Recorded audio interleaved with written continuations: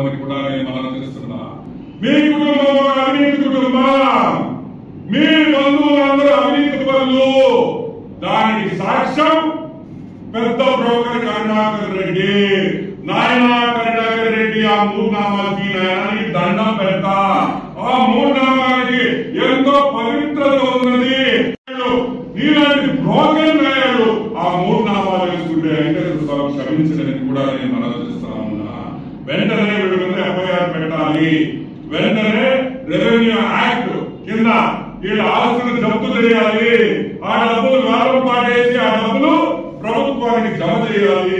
TDR వాళ్ళు భూములు తీసుకున్న వాళ్ళకి న్యాయం జరగాలి అని తెలుగుదేశం పార్టీ ఖచ్చితంగా చేస్తుందని కూడా నేను మనవి చేస్తున్నాను.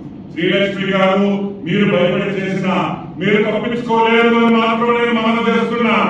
ఎవరెవరు తప్పు చేశారో ప్రభుత్వంలో ఐఏఎస్ ఆఫీసర్లు అందరికీ కూడా శిక్ష పడదని కూడా నేను మనవి చేస్తున్నా.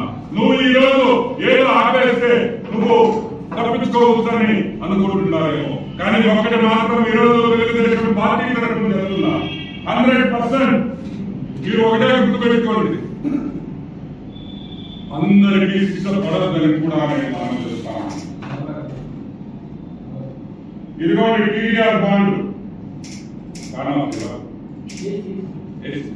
ఇదిగోండి టీడీఆర్ బాండ్, ఇదిగోండి టీడీఆర్ బాండ్,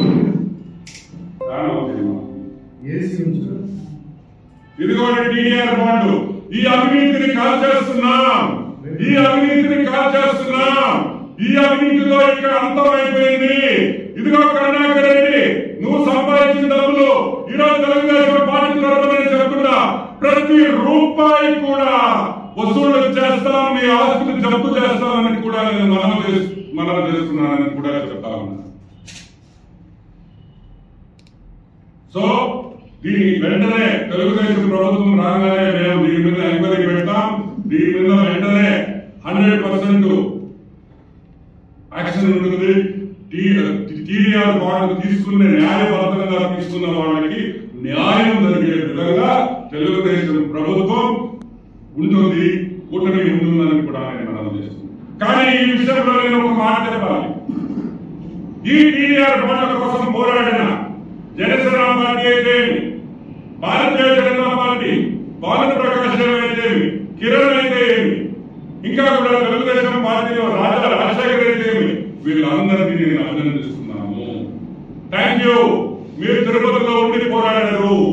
ఈ రోజు మా కూటమి అభ్యర్థి శ్రీనివాసు గారికి చెప్తున్నా, సిరన్న దయచేసి టేకప్ చేయండి, దయచేసి టేకప్ చేయండి, అవినీతిని బయటికి తీసుకురావాలని మా కూటమి అభ్యర్థి కూడా మేము అప్పీల్ చేస్తున్నాం. 100% ఆయన చేస్తారని మాకు నమ్మకం ఉంది. ఈ అవినీతి తొందరలో బయట పెట్టి వీళ్ళందరినీ అబ్బా కొడుకుల్ని, బ్రోకర్ అబ్బా కొడుకుల్ని అందరినీ జైలు పంపించేది ఖాయమని కూడా నేను మనవి చేస్తున్నాను. ఓకే.